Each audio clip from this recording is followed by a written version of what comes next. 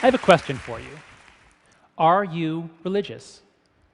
Please raise your hand right now if you think of yourself as a religious person. Okay, let's see. I'd say about 3 or 4%. I had no idea there were so many believers at a TED conference. Okay, here's another question. Do you think of yourself as spiritual in any way, shape, or form? Raise your hand. Okay, that's the majority. My talk today is about the main reason, or one of the main reasons, why most people consider themselves to be spiritual in some way, shape, or form. My talk today is about self-transcendence. It's just a basic fact about being human that sometimes the self seems to just melt away. And when that happens, the feeling is ecstatic. And we reach for metaphors of up and down to explain these feelings. We talk about being uplifted or elevated. Now, it's really hard to think about anything abstract like this without a good concrete metaphor. So here's the metaphor I'm offering today. Think about the mind as being like a house with many rooms, most of which we're very familiar with. But sometimes it's as though a doorway appears from out of nowhere, and it opens onto a staircase.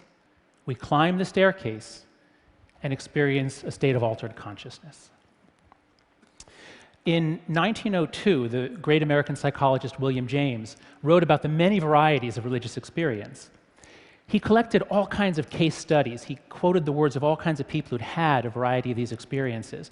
One of the most exciting to me is this young man, Stephen Bradley, had an encounter, he thought, with Jesus in 1820. And here's what Bradley said about it.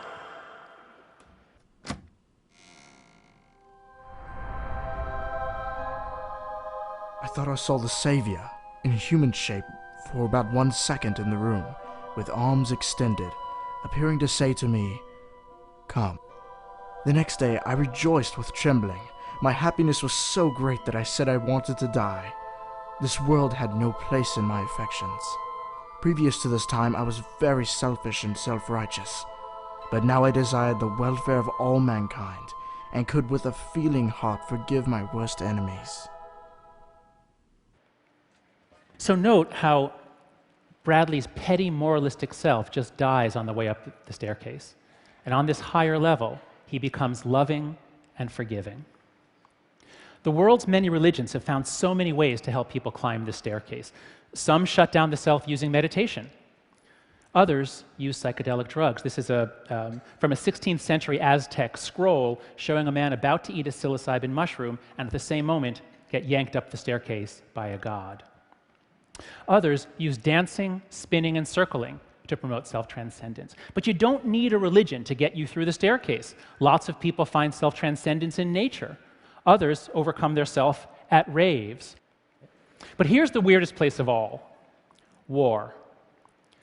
So many books about war say the same thing, that nothing brings people together like war, and that bringing them together opens up the possibility of extraordinary self-transcendent experiences. I'm going to play for you an excerpt from this book by Glenn Gray. Gray was a soldier in the American Army in World War II, and after the war, he interviewed a lot of other soldiers and wrote about the experience of men in battle. Here's a key passage where he basically describes the staircase. Many veterans will admit that the experience of communal effort in battle has been the high point of their lives. I passes insensibly into a we. My becomes our. And individual fate loses its central importance. I believe that it is nothing less than the assurance of immortality that makes self-sacrifice at these moments so relatively easy. I may fall, but I do not die. For that which is real in me goes forward and lives on in the comrades for whom I gave up my life. So what all of these cases have in common is that the self seems to thin out or melt away, and it feels good. It feels really good in a way totally unlike anything we feel in our normal lives. It feels somehow uplifting. This idea that we move up was central in the writing of the great French sociologist Émile Durkheim. Durkheim even called us homo duplex, or two-level man. The lower level he called the level of the profane. Now, profane is the opposite of sacred. It just means ordinary or common. And in our ordinary lives, we exist as individuals. We want to satisfy our individual desires. We pursue our individual goals. But sometimes something happens that triggers a phase change. Individuals unite into a team, a movement, or a nation, which is far more than the sum of its parts. Durkheim called this level the level of the sacred because he believed that the function of religion was to unite people into a group, into a moral community.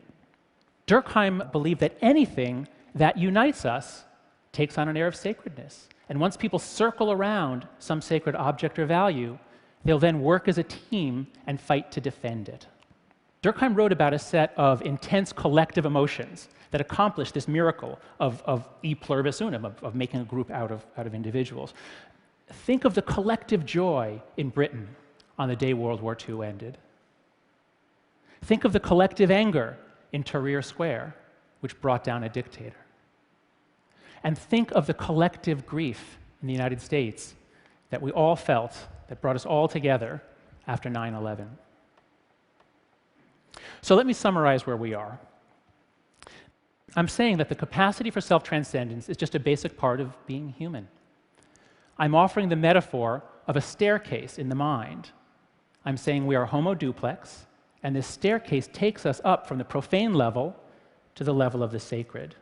When we climb that staircase, self-interest fades away, we become just much less self-interested, and we feel as though we are better, nobler, and somehow uplifted. So here's the million-dollar question for social scientists like me. Is the staircase a feature of our evolutionary design? Is it a product of natural selection, like our hands? Or is it a bug, a mistake in the system? It's just this religious stuff, it's just something that happens when the wires cross in the brain, and that's, Jill has a stroke and she has this religious experience. It's just a mistake. Well, many scientists who study religion take this view. The new atheists, for example, argue that religion is a set of memes, sort of parasitic memes, that get inside our minds and make us do all kinds of crazy religious stuff, self-destructive stuff like suicide bombing. And after all, how could it ever be good for us to lose ourselves? How could it ever be adaptive for any organism to overcome self-interest? Well, let me show you. In The Descent of Man, Charles Darwin wrote a great deal about the evolution of morality. Where did it come from? Why do we have it? Darwin noted that many of our virtues are of very little use to ourselves, but they're of great use to our groups. He wrote about the scenario in which two tribes of early humans would have come in contact and competition. He said, if the one tribe included a great number of courageous, sympathetic, and faithful members who were always ready to aid and defend each other, this tribe would succeed better and conquer the other. He went on to say that selfish and contentious people will not cohere, and without coherence, nothing can be effected. In other words, Charles Darwin believed in group selection. Now, this idea has been very controversial for the last 40 years, but it's about to make a major comeback this year, especially after E.O. Wilson's book comes out in April, making a very strong case that we and several other species are products of group selection. But really, the way to think about this is as multi-level selection. So look at it this way. You've got competition going on within groups and across groups. So here's a group of guys on a college crew team. Within this team, there's competition. There are guys competing with each other. The slowest rowers, the weakest rowers are going to get cut from the team. And only a few of these guys are going to go on in the sport. Maybe one of them will make it to the Olympics. So within the team, their interests are actually pitted against each other. And sometimes it would be advantageous for one of these guys to try to sabotage the other guys. Maybe he'll badmouth his chief rival to the coach.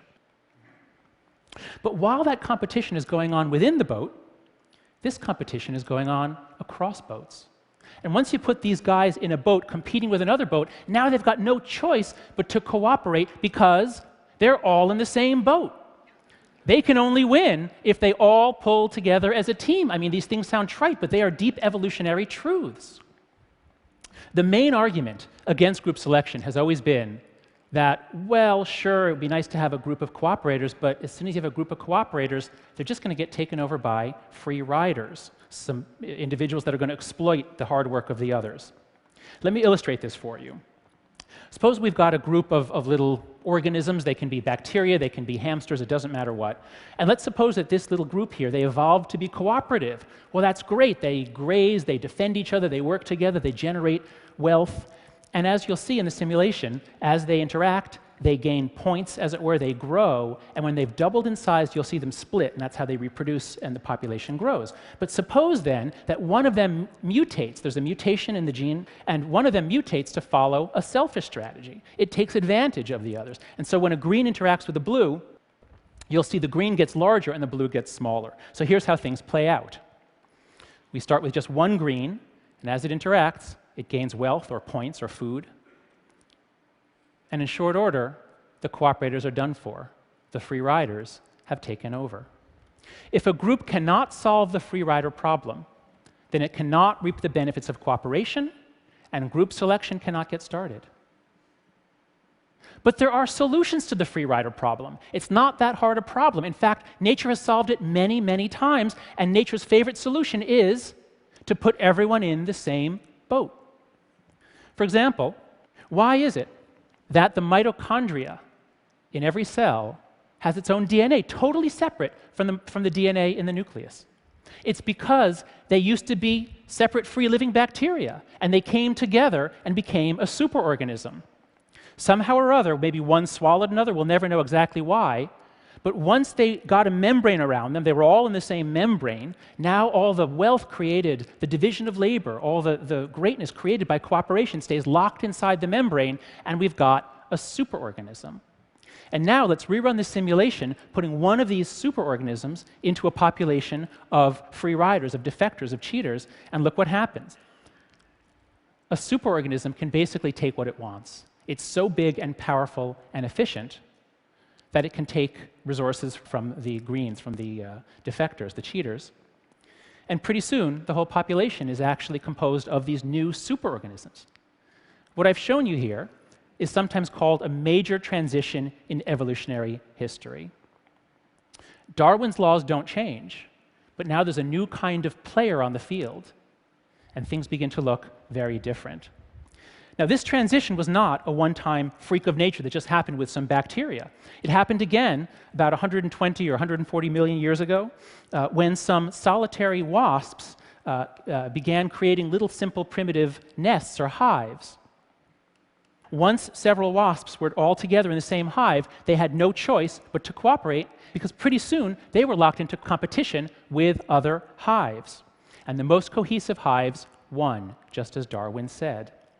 These early wasps gave rise to the bees and the ants that have covered the world and changed the biosphere. And it happened again, even more spectacularly, in the last 500,000 years, when our own ancestors became cultural creatures. They came together around a hearth or a campfire. They divided labor. They began painting their bodies. They spoke their own dialects, and eventually they worshipped their own gods.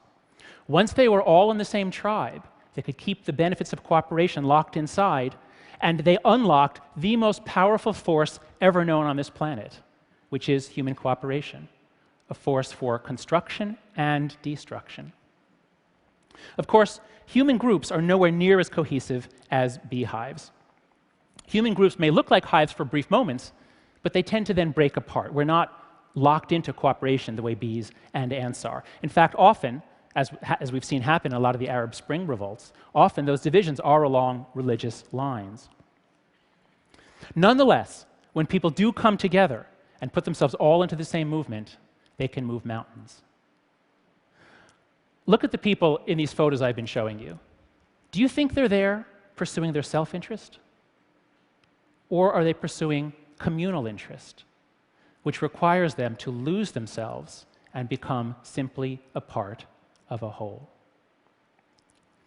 Okay, so that was my talk delivered in the standard TED way. And now I'm going to give the whole talk over again in 3 minutes in a more full spectrum sort of way. We humans have many varieties of religious experience, as William James explained. One of the most common is climbing the secret staircase and losing ourselves. The staircase takes us from the experience of life as profane or ordinary, upwards to the experience of life as sacred or deeply interconnected. We are homo duplex, as Durkheim explained. And we are homo duplex because we evolved by multi-level selection, as Darwin explained. I can't be certain that the staircase is an adaptation rather than a bug. But if it is an adaptation, then the implications are profound. If it is an adaptation, then we evolved to be religious. I don't mean that we evolved to join gigantic organized religions. Those things came along too recently. I mean that we evolved to see sacredness all around us and to join with others into teams that circle around sacred objects, people, and ideas. This is why politics is so tribal. Politics is partly profane, it's partly about self-interest, but politics is also about sacredness. It's about joining with others to pursue moral ideals. It's about the eternal struggle between good and evil, and we all believe we're on the good team. And most importantly, if the staircase is real, it explains the persistent undercurrent of dissatisfaction in modern life. Because human beings are, to some extent, hivish creatures like bees. We're bees who busted out of the hive during the Enlightenment. We broke down the old institutions and brought liberty to the oppressed. We unleashed earth-changing creativity and generated vast wealth and comfort. Nowadays, we fly around like individual bees exulting in our freedom. But sometimes we wonder, is this all there is? What should I do with my life? What's missing? What's missing is that we are homo duplex, but modern secular society was built to satisfy our lower, profane selves. It's really comfortable down here on the lower level. Come, have a seat in my home entertainment center. One great challenge of modern life is to find the staircase amid all the clutter, and then to do something good and noble once you climb to the top. I see this desire in my students at the University of Virginia. They all want to find a cause or calling that they can throw themselves into. They're all searching for their staircase. And that gives me hope, because people are not purely selfish. Most people long to overcome pettiness and become part of something larger. And this explains the extraordinary resonance of this simple metaphor, conjured up nearly 400 years ago.